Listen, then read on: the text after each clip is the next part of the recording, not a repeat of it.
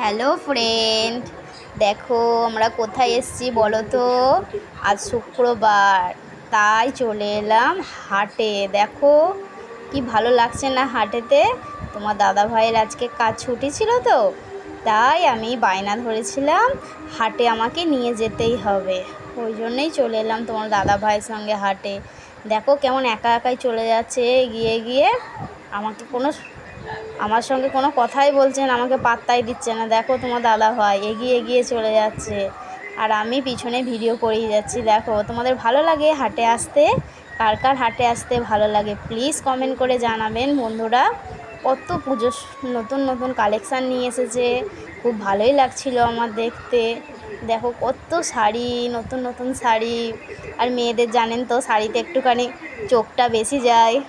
কত নতুন নতুন চুড়িদার দাদা ভাইদের জন্য।